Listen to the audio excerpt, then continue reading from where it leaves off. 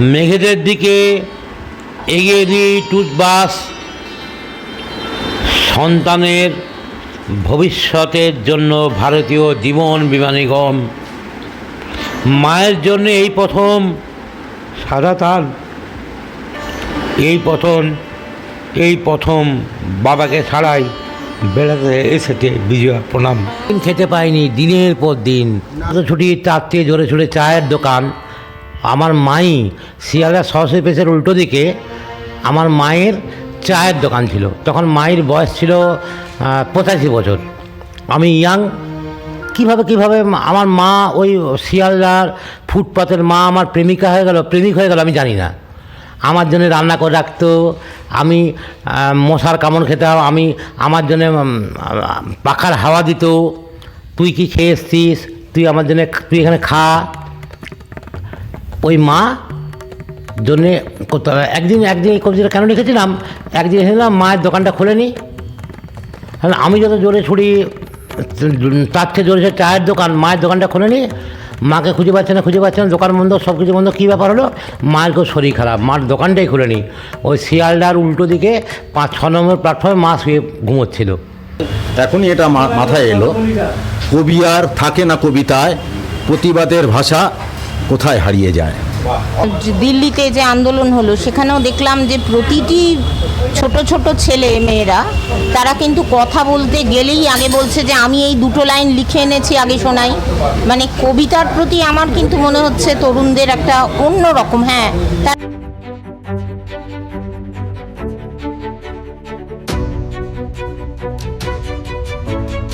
ফুলগুলো সরিয়ে নাও আমার লাগছে। আর আজকে মানিক বন্দ্যোপাধ্যায় আমাদের সঙ্গে নেই, কিন্তু অগ্নিবর্ণ বন্দ্যোপাধ্যায় আমাদের সঙ্গে রয়েছেন। 00 দশকের কবি হিসেবে তিনি এক নতুন আলোড়ন তৈরির চেষ্টা করেছিলেন। সঙ্গে রয়েছেন কবি জয়তী ব্যানার্জিও। ফলে আমরা একটা উন্নততর আলোচনায় যাব, কেউ স্কিপ করবেন না। একটা চায়ের দোকানে বসে কবি এবং জীবনের গল্পকে খোঁজা। অগ্নিবর্ণদা, প্রথমেই তোমাকে স্বাগতম। নমস্কার। একটা সময় অবধি তুমি একটা ঝড় হিসেবে, একটা সময় তোমরা শক্তি চট্টোপাধ্যায়কে অনুকরণ করে বা তাকে শ্রদ্ধা জানিয়ে জীবনটাকে শুরু করেছিলে একবার একটা ঝড় হিসেবে। কবি হিসেবে আজকে জীবনের অনেকটা বসন্ত পার করার পর কি মনে হচ্ছে, 00 দশকের অভিজ্ঞতাটা কি হিসেবে তুমি আজকে তুলে ধরবে? না, কবিতায় যে কাউকে অনুসরণ করা যায় না, অনুকরণও করা যায় না। একটা ছায়া তো থেকেই থাকে সব সময়তে। ছায়াটুকু তো অবশ্যই সবার মধ্যে বহন করি, আমরা এখনও বহন করি। আর এখন তো কঠিন পরিস্থিতি চলছে, আমাদের পরিস্থিতি সবসময়তেই কঠিন। ভালো পরিস্থিতির মধ্যে কেউ কোনোদিন ছিল না সারা পৃথিবী জুড়ে। সারা পৃথিবীর এই টালমাটাল পরিস্থিতির মধ্যে আমরা লেখালেখির মধ্যে আছি। হ্যাঁ জয়দিদি, আপনাকে একটা প্রশ্নের মধ্যে যাব। কবি অগ্নিবর্ণরা 00 দশকের কনসেপ্ট এনেছিলেন। আজকে বলা হচ্ছে যে কবিতার কোনো দরকার নেই, আজকে হোয়াটসঅ্যাপ প্রজন্ম এসে গেছে, যারা স্ক্রোল করে দেখে, কয়েক মিনিট ড্র্যাগ করে দেখে, কয়েক সেকেন্ড হচ্ছে যে কোনো বিষয়ের আয়ু। এই সামগ্রিক জায়গায় কিভাবে কবি হিসেবে আজকের দিনে কবিতাকে আপনি খুঁজে পান? আমার সেরকমটা মনে হচ্ছে না আসলে। ফেসবুক, হোয়াটসঅ্যাপ সর্বত্র আমি কবিতা দেখতে, মানে কবিতা লেখার একটা চেষ্টা, সেটা কতটা কবিতা হয়ে উঠছে সেটা অন্য প্রসঙ্গ, অন্য আলোচনা। কিন্তু কবিতার একটা ছড়াছড়ি বরং দেখতে পাচ্ছি। এবং সম্প্রতি দিল্লিতে যে আন্দোলন হলো সেখানেও দেখলাম যে প্রতিটি ছোট ছোট ছেলে মেয়েরা তারা কিন্তু কথা বলতে গেলেই আগে বলছে যে আমি এই দুটো লাইন লিখে এনেছি, আগে শোনাই। মানে কবিতার প্রতি আমার কিন্তু মনে হচ্ছে তরুণদের একটা অন্য রকম, হ্যাঁ, তারা আমাদের মতন হয়তো গঠন নিয়ে, কবিতা শরীর নিয়ে অনেক বেশি চিন্তা ভাবনা, রেওয়াজ ইত্যাদি ভাবছে না। কিন্তু একটা লেখার কবিতা তো প্রাকৃতিক আমার মনে হয়। জন্মের সঙ্গে সঙ্গে কেউ কোনো মানুষের পায়, সেটা পাবেই, সেটাকে আটকানো যাবে না, এটা আমার ধারণা। খুব ইম্পর্ট্যান্ট কথা বলেছেন জয়তীদি।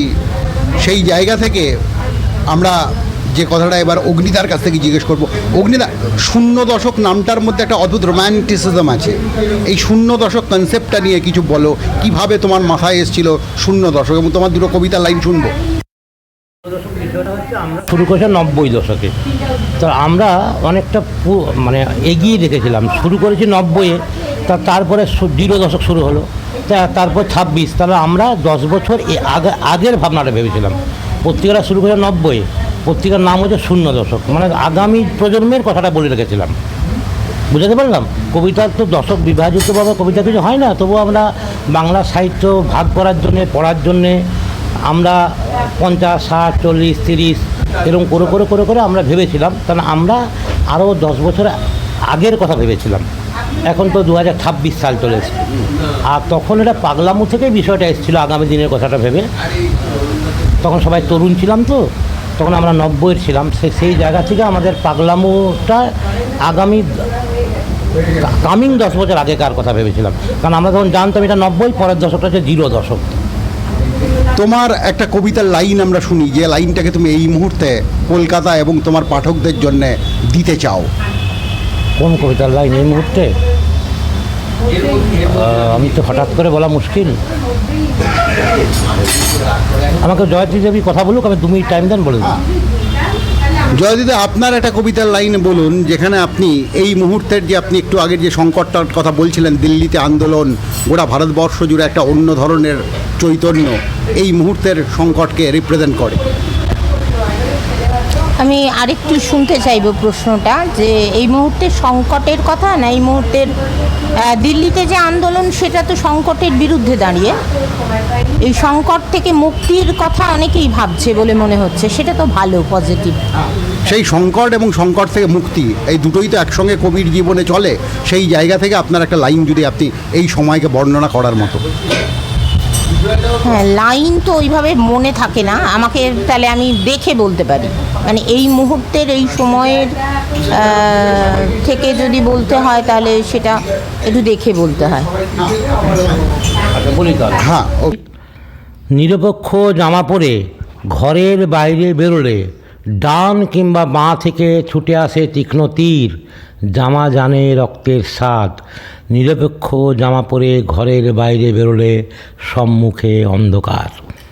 সুন্দর জায়গা এলো, চাও এসে গেল, এবং তার সঙ্গে সঙ্গে নিরপেক্ষ জামার প্রশ্নটাও এলো। একটা কথা ইদানিং বলা হয় যে কবির কোনো রাজনীতি থাকবে না, কিন্তু রাজনীতি ছাড়া কবিতা হয় না। ক্ষুধাতর শিশু চায় না সরা, চায় দুটো ভাত একটু নুন, এটাও প্রবলভাবে রাজনৈতিক। আবার থাকে শুধু অন্ধকার মুখোমুখি বসিবার বনলতা সেন, এটাও প্রবলভাবে রাজনৈতিক। কেন সে এমন একটা পৃথিবী চাইছে, এমন একটা অন্ধকার চাইছে যেখানে কোনো ক্ষমতার দাপট নেই। এই মুহূর্তের রাজনৈতিক পরিস্থিতির জায়গা থেকে তুমি কিভাবে দেখছো এই মুহূর্তের রাজনীতিকে, এবং এই মুহূর্তের রাজনীতিতে কবির সক্রিয়তাকে তুমি কিভাবে দেখছো? প্রশ্নটা আরেকবার করুন। এই মুহূর্তে রাজনীতি, এই মুহূর্তের রাজনীতিকে তুমি ঠিক কীভাবে দেখছো তোমার যন্ত্রণার জায়গা থেকে, এবং এই মুহূর্তের রাজনীতিতে একজন কবির সক্রিয়তাকে তুমি কীভাবে ব্যাখ্যা করছো? না, এই মুহূর্তে আমরা নীরব হয়ে যাচ্ছি, মানে নীরবতা একটা প্রতিবাদ। নীরব হচ্ছি না তো, নীরবতা প্রতিবাদ করছি। প্রতিবাদটা কোথায় কোথায়? প্রতিবাদটা ভিতরের প্রতিবাদ। এই প্রতিবাদ মানে ধর্মতলায় মোড়ে গিয়ে ঝান্ডা নেওয়ার প্রতিবাদ নয়। প্রতিবাদটা ভেতর।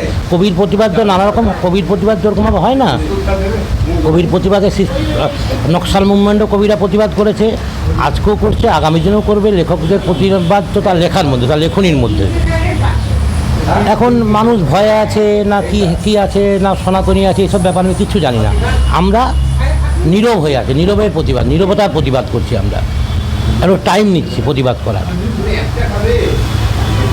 এখন একটা কথা আমাদের পৃথিবীতে চিরকাল উঠে আসে, যখন আমরা দেখি বর বউ দুজনেই কবি হন, তাদের মধ্যে একটা লড়াইও থাকে। তোমার স্ত্রী চন্দ্রানী দেবী একজন বাংলা সাহিত্যের একজন খ্যাতনামা কবি, তোমার তার সঙ্গে এত বছরের যে জীবনের চলাচল, এখানে কি হয়েছে? কোনোদিন কি কোনো ইগো ক্ল্যাশ বা আমরা যেরকমভাবে দেখি হিন্দি সিনেমায় বা চারপাশের জীবনে, সেরকম কোনো ঘটনা ঘটেছিল?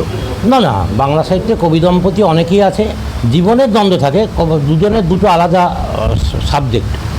দুজনাই লিখলে দুজনের কবিতা নিয়ে কোনো ক্লাস করতে জায়গা নেই। সে তার মতো করে লেখে, আমি আমার মতো করে না, মিডিয়া ক্লাশ লাগায়, হ্যাঁ, খ্যাতি নয়, ওটা কোনো বিষয় নয়, ওটা কোনো বিষয় নয়। কিন্তু একটা তো ব্যাপার হয়েই থাকে যে ধরো ওই রুদ্র মোহাম্মদ শহীদের একটা কবিতা আছে যে আমরা দুজনা শুয়ে আছি, মাঝখানে একটা কালসাপ, অদৃশ্য কালসাপ, এমন ব্যাপার নিয়ে তসলিমার প্রেমিক। হ্যাঁ, তো এরকম একটা ব্যাপার থেকেই থাকে। আমাদের মধ্যে কোনো ক্লাস নেই, কবিতা নিয়ে কোনো ক্লাস নেই। আমরা একজন আরেকজনের গুণমুগ্ধ পাঠক, আমরা দুজনেই দুজনের পাঠক, মানে আমরা দুজনেই দুজনকে প্রেফার করি বলে আমরা এত বছর একসঙ্গে রয়েছি। নইলে কবিতার জগৎ, শিল্প সংস্কৃতি জগতের মানুষরা একসঙ্গে এত বছর হাঁটতে পারে না। আমরা কিন্তু একসাথে হাঁটছি এত বছর এই কারণে। সাংসারিক প্রবলেম তো হয়, সাংসারিক বাক বিতণ্ডা এটা হবে, এটার মধ্যে কোনো প্রবলেম মানে থাকতেই হবে, কিন্তু শিল্প সংস্কৃতির ক্ষেত্রে আমাদের মধ্যে কোনো বিতণ্ডা নেই, তবে আমরা এত বছর হাঁটছি। প্রথম আষাঢ় দেখতে মৃদু ঝুঁকে পড়েছে জাম্বুরা, ছায়া ঘনাইছে বনে, তানপুরায় বসেছে রমণী। এখানে আরেকটা প্রশ্ন অগ্নিদা ভয়ঙ্করভাবেই উঠে আসে, সেটা হচ্ছে চন্দ্রানী দেবীকে তুমি কিভাবে আবিষ্কার করো কবি হিসেবে? কবি হিসাবে চন্দ্রানীকে তো আমি চিনতাম না, কিন্তু তার লেখা অল্প বিস্তর পড়েছি। আমার সাথে আলাপ হওয়ার পরে তার দুটো বই বেরিয়েছিল, আমার সাথে আলাপ হওয়ার আগে দুটো বই বেরিয়েছিল। সেই বইগুলি চন্দ্রানীর নিজেও স্বীকার করে না, বইগুলি দুর্বল, আমিও স্বীকার করি না। এরপরে পরস্পর যোগাযোগ হওয়ার পরে বন্ধুত্ব, আসলে আমাদের মূল সূত্রটা ছিল বন্ধুত্বতেই দুজন মিলে চর্চা করে এগিয়ে গেছে। এবার আমি মাঝখানটা অনেকটা বিচ্ছিন্ন হয়ে পড়েছিলাম, ও তখন আরোটা এগিয়ে গেছে। কবিতাতে এগোনো পিছনে বলে কিছু হয় না, কিন্তু ও চর্চাটা চালিয়ে গেছে, আমি চর্চা থেকে দূরে চলে গেছিলাম। এতক্ষণ এই চায়ের দোকানে আমরা দুই কবিকে নিয়ে কথা বলছিলাম, আর আমরা জানি কবি ছাড়া জয় বৃথা। উপনিষদ বলেছে আমাদের প্রত্যেকের ভেতর একজন কবি লুকিয়ে থাকেন, তেমন এক বন্ধুকে ওই চায়ের দোকানে পেয়ে গেলাম। আপনার নামটা? সুদীপ্ত কুমার সাহা। এই কিছুক্ষণের জন্য আমরা একটু স্তব্ধ হয়ে গেছিলাম এত সুন্দর একটা অনুষ্ঠানে সাক্ষী থাকতে পেরে। আর এটা আমাদের আড্ডার জায়গা, চায়ের দোকান, এবং শখের বাজারে একটা নামী বিখ্যাত চায়ের দোকান। এই রকম চা একমাত্র এখানেই পাওয়া যাবে। তা আমার এখন যে রাজনৈতিক পরিস্থিতি বা বিভিন্ন সংকটের মুহূর্তে কবিদের মাঝে মাঝে কিছু কিছু কবির যা মনোভাব ভেবে আসে, সেই পরিপ্রেক্ষিতে আমি দুটো লাইন বলতে চাই।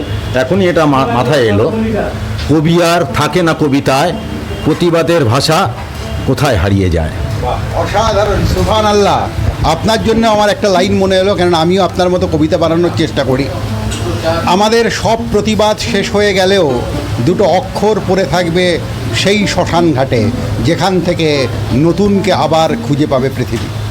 এই চর্চাটা খুব ইম্পর্টেন্ট বিষয়, আর আমরা এই মুহূর্তে জয়তিদির কাছ থেকে শোনার চেষ্টা করব তার কবিতাকে, তার আকাশকে। দিল না উম্मीद तो नहीं, नाकाम भी तो है, गम की शाम लंबे है लेकिन फिर भी शाम ही तो है।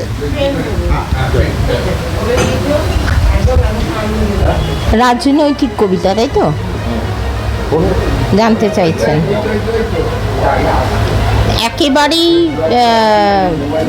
সেই অর্থে তো রাজনৈতিক কবিতা, আমি কবিতার মাঝখানে মননের একটা রাজনৈতিক বোধ আমাদের প্রত্যেকের সব সময় থাকে, সেইগুলো আমাদের কিন্তু এই সম্প্রতি একটা সময়ে যখন আমি সেইগুলো থেকে বিচ্ছিন্ন হতে পারছিলাম না, ভীষণ কষ্ট পাচ্ছিলাম কিছু কিছু খবর দেখে। একেবারেই খুব সেই রকম ধরনের একটা লেখা, এটা মানে আমি যেমন লেখা লিখি সেরকমটা নয়। আমি সেই নষ্ট গাছের গোড়া, পেরিয়ে আসা কল্প ভূগোল সীমা, বাহক হয়ে আধি মরক মারি, ঘৃণ্য কুকুর অনুপ্রবেশকারী। ডাকাত রানীর মতোই প্রতিশন হচ্ছে হজম 7টি রাজার ধন, গুন্ডামিয়ার হরেক কিসিম রূপে, রক্ত হাতে একলা মরার স্তূপে। কিনুন নাতিন হনুর সদর ভাই, মধ্যে মাঝেই দেশকে বেঁচে খাই। দিক বিদিকে নিশান পোতা গেড়ে, আমায় মেরে দাও না ওদের ছেড়ে। একটু আগে চায়ের দোকানে আমরা দেখছিলাম কি অদ্ভুতভাবে কবিতার সঙ্গে জীবন মিশে যাচ্ছিল। এবার আমরা, তুমি বলছিলে না চায়ের দোকান নিয়ে কবিতা পড়বে, সেই কবিতাটা আমাদের একটু উপহার দাও।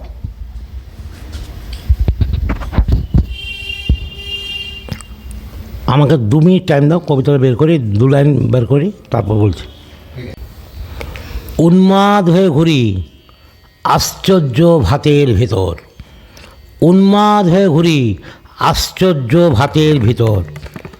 এই আমার কবি জন্ম, বড়লোক আকাশ দেয় জ্যোৎস্নার করুণা, মালিকের বকলমায় গণেশ ডেকে আনি। শাস্যকালে বড় সাহাব নেমে আসেন শোকেসের ভেতর, আমি যত ছুটি তার চেয়ে জোরে ছুটে চায়ের দোকান। সুবহান আল্লাহ।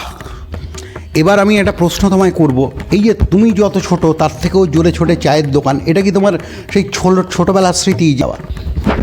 এটা কোনো প্রেমিকার প্রতি ছুটে যাওয়া নয়। আমি সকালবেলা শিয়ালদা স্টেশনে চলে আসতাম। হ্যাঁ,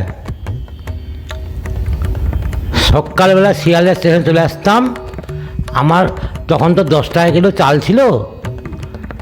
আমার মোটামুটি 20 টাকা ইনকামের ধান্দাই ছিল বলতে হবে। এবার শিয়ালদা স্টেশনে মাই বলে একজন ছিলেন, মাই মানে ভোজপুরি ভাষায় মাই বলে। শিয়ালদা স্টেশনের মায়ের কাছে আমি দিনের পর দিন পড়ে থাকতাম। ওই মা সরস্বতী প্রেসের উল্টো দিকে মা আমার জন্যে ভাত রান্না করে রাখতেন, তরকারি রান্না করে রাখতেন। তো এই কবিতার আসলে মাকে নিয়ে লেখা। মায়ের একটা চায়ের দোকান ছিল, ভোজপুরি ভাষায় মাকে মাই বলে মনে হয়। ওই মাইর দোকানে আমার দিনের পর দিন কেটেছে। মাই মানে মাকে নিয়ে এক কবিতা লেখা আমার, বুঝতে পারছো? এটা কোনো প্রেমের কবিতা নয়, কিন্তু যন্ত্রণার কবিতা। আমি যত ছুটি তার থেকে জোরে ছুটে চায়ের দোকান। আমার মাই শিয়ালদা সরস্বতী প্রেসের উল্টো দিকে আমার মায়ের চায়ের দোকান ছিল। তখন মায়ের বয়স ছিল 85 বছর। আমি ইয়াং। কিভাবে আমার মা ওই শিয়ালদার ফুটপাতের মা আমার প্রেমিক হয়ে গেল আমি জানি না। আমার জন্য রান্না করে রাখতো, আমি মশার কামড় খেতাম, আমার জন্য পাখার হাওয়া দিত। তুই কি খেয়ে এসছিস, তুই আমার জন্য তুই এখানে খা। ওই মা জন্যে একদিন এই কবিতাটা কেন লিখেছিলাম, একদিন এসেছিলাম মায়ের দোকানটা খোলেনি। আমি যত জোরে ছুটি তার থেকে জোরে চায়ের দোকান, মায়ের দোকানটা খোলেনি। মাকে খুঁজে পাচ্ছে না, দোকান বন্ধ, সব কিছু বন্ধ। কী ব্যাপার হলো? মায়ের খুব শরীর খারাপ, মার দোকানটাই খুলেনি। ওই শিয়ালদার উল্টো দিকে 5-6 নম্বর প্ল্যাটফর্মে মা শুয়ে ঘুমোচ্ছিল। এই কবিতাটা সেখান থেকে লেখা। এখনও দোকানটা আছে কিনা আমি জানি না। সরস্বতী পেজে শিয়ালদার ঠিক উল্টো দিকে দোকানটা মাই। ওই মা, আমি প্রতি বছর পুজোতে মার জন্য শাড়ি আনতাম। প্রতি বছর পুজোতে আমার মা ওই সরস্বতী পেজের উল্টো দিকে চায়ের দোকানে মা আমার জন্য পাঞ্জাবি কিনে রাখতো। চোখে জল চলে আসছে মায়ের কথা বলে। দোকানটা এখনও আছে, গত সপ্তাহে গেছিলাম, দোকানটা আছে। ওই মাইকে কেউ চেনে না বলে এই লোকটা ছিল না এখানটা, দোকানটা হাত বদল হয়ে গেছে বোধহয়। চোখে জল চলে এসছে মায়ের কথা বলে, সেই জন্যই কবিতাটা লেখা হয়। এই যেন সেই গার্সিয়া মার্কোয়েজের ম্যাজিক রিয়েলিজম অথবা ম্যাক্সিম গোর্কির মাকে নতুনভাবে খুঁজে পাওয়া, যে মাকে আমরা হারিয়ে ফেলেছি। আজকে যখন এইরকম হকার উচ্ছেদ হচ্ছে, বিভিন্নভাবে সাধারণ মানুষ উচ্ছেদ হয়ে যাচ্ছে, তোমার মনে হয় না এই মায়েদের বিরুদ্ধে একটা যুদ্ধ ঘোষণা চলছে? হ্যাঁ, একদম চলছে। আমি তো বুড়ো হয়ে গেছি, প্রতিবাদ তো আমার লেখায়। আমি তো বেরোচ্ছি, আমি আসছি, প্রতিবাদ করার চেষ্টা করছি। কেন হকার উচ্ছেদ হবে? এবারে যারা হকার উচ্ছেদ করছেন তারা জানেন না হকার কাদেরকে বলে, কারা হকার। সেই ইন্দিরা গান্ধীর আমলে, বাংলাদেশের আমলে, যারা বিধানচন্দ্র রায়ের আমলে যে বাংলাদেশে যারা এসেছিলেন তারা বলেছিল তারা থাকবে কোথায়। তখন ইন্দিরা গান্ধীর আমলে বলা হয়েছিল যে যারা আসছে ওদেশ থেকে তারা রেল লাইনের স্টেশনের আশেপাশে কিছু করে তারা খাক। এখন হকার উচ্ছেদ কেন করছে, কী ব্যাপার, কী রহস্য? স্টেশনে আদানি আসছে না আদবানি আসছে জানি না, এটা রেলের ইনকাম হচ্ছে। রেলের ইনকাম হলে ভালো, আমাদের উন্নয়ন হচ্ছে। উন্নয়ন মানে তো মানুষের পেটে লাথি মেরে নয়। এই প্রসঙ্গে আমি একটা কবিতাতে আমি বলতে পারবো প্রতিবাদটা। ক্ষুধার কোনো লগ্ন রাশি নেই, ক্ষুধার কোনো লগ্ন রাশি নেই। শিয়ালদহ দিব্যি খাচ্ছে ক্লান্ত প্যাসেঞ্জার খুঁটে খায় 8:32 লোকাল। প্ল্যাটফর্মের কৌমার্য খেতে আসে যুবক ট্রেন। ওই দেখো ভারত ভূমি, নিজস্ব প্রযুক্তিতে উড়ে যায় সাবমেরিন। উঠতে থাকে টাকায় 2 পিস রুটি, উঠতে থাকে 3.5 টাকা প্লেট ভাত। আমার ক্ষুধার্ত লাশ আমি কাঁধে নিয়ে নাচতে থাকি ধিতাং। এটা আমি লিখেছিলাম আজকে 40 বছর আগে। 40 বছর পরে একই ঘটনা ঘটছে। ফলে ক্ষুধার কোনো লগ্ন রাশি নেই, ক্ষুধার কোনো সীমান্ত নেই। ক্ষুধাতর শিশুর কথা যেমন আমরা বলেছিলাম, তেমনই এখানে দেখলাম রুটি উঠছে আকাশে। আজকের মতো শেষ প্রশ্ন, অন্যদিন আরও গভীর প্রশ্নে যাওয়ার জন্য, সেটা হচ্ছে কবি হিসেবে তোমার তো একটা জার্নি ছিল, একটা সময় কবিতা লেখা ছেড়ে দিলে কেন? ভাই, আপনি আমাকে ডেঞ্জারাস প্রশ্ন করেছেন। কবিতা লেখা ছেড়ে দিলাম না, কবিতা আমার ছেড়ে চলে গেল। আমি যেখানে আমার যেখানে জন্ম, বাঁকুড়া জেলার একটা গ্রামে জন্ম, তখন ওখানটায় আমার মা বাবা আমাকে বলতেন যে তোর সমস্ত বুড়ো লোকরা তোর বন্ধু কেন, বলতেন। বুড়ো লোকরা আমার বন্ধু এই কারণে, তখন তারা, আমি দেখতাম আমার সমবয়স্ক বন্ধুরা চেরা বান্ডারাজুর নাম শুনেনি, কালাহান্ডিতে কী হচ্ছে তারা জানে না। আমি জানলাম এরা আমার সমগোত্রীয় নয়। তখন আমার বন্ধু ছিল সব বয়স্ক মানুষরা। আবার বুড়ো বয়সে দেখি আমার সমস্ত বন্ধুরা হচ্ছে বাচ্চা ছেলেমেয়েরা, জেনজি ছেলেমেয়েরা। ছেড়ে যে চলে যাওয়া মানে কি, ছেড়ে চলে যায়নি, কিন্তু এত বছর ধরে আমি আবার 40 বছর ধরে আমি কবিতা যাপন করেছি। আমি নতুন করে বাংলা সাহিত্য আবার পড়ার চেষ্টা করেছি। আমার বউ যেহেতু কবি, সে শিল্প সংস্কৃতি কবিতার মধ্যে ছিল, আমি চুপ হয়ে গেছিলাম, চুপ করে দেখছিলাম। এত বছর পরে মনে হলো এর মধ্যে কবিতা আসতো, কিছু বিষয় আসতো, তা হত্যা করতাম। আমার বউ চন্দ্রানী বলতো তুমি লেখো, তুমি লেখো, তুমি কবি, তুমি লেখো। আমার ভালো লাগতো না লিখতে। আমি শুধু পড়তাম। পড়ে কী হলো, আমি ভাবলাম যে বাংলা সাহিত্য মনে হয় অনেক বছর এগিয়ে গেছে। আমি ভাবলাম যে আমি তো 40 বছরের মধ্যে ছিলাম না এর মধ্যে, বাংলা সাহিত্য মনে হয় আরও অনেক 200 বছর এগিয়ে গেছে। এই মাস তিনেক মধ্যে আমি ফেসবুক করে দেখলাম বাংলা সাহিত্য এক পা এগোয়নি, বছর 200 বছর পিছিয়ে গেছে। ওই স্ট্যাটাস, ওই ছবি, ওটা আমিও শুরু করেছি, আগায়নি বাংলা সাহিত্য। বাংলা সাহিত্য যারা কবিতা লিখছেন তারা ব্রেভো, নতুন যে ছেলেমেয়েরা কবিতা লিখছেন অনেকেই খুব ভালো লিখছেন, অসম্ভব ভালো লিখছে। আবার বেশিরভাগলাই পড়াশোনা করেনি, শুধু তার সূচিপত্র কার নাম বেরোলো, কোন অনুষ্ঠানে কি ফুল গুঁজে নিয়ে গেলাম, কোন অনুষ্ঠানে কি হলো, কোন একাডেমিতে পড়লাম, কোথায় পড়লাম, কার সঙ্গে থাকলাম, কোথায় আমার সূচিপত্র বেরোলো। আমাদের বাংলা সাহিত্যে খুব একটা বেশি আগায়নি, কারণ এরা যারা লিখতে এসছে কয়েকজন অসম্ভব ভালো গান গাইছে, কবিতা লিখছে, আবৃত্তি করছে, কিন্তু ম্যাক্সিমামরা বাংলা সাহিত্য নিয়ে পড়াশুনোই করেনি। সঙ্গে আজকে আমরা একটা অদ্ভুত আগ্নেয় সফরমালায় গেলাম, চারিদিকে বৃষ্টি ছিল, ফলে কবিকে নিয়ে আমরা আগামী দিনে আরও কথা বলবো। একটা কবিতা অগ্নিবর্ণকে আমি উপহার দিয়ে যাই, কেন কবি তো কবির সঙ্গেই সেতুবন্ধন করে।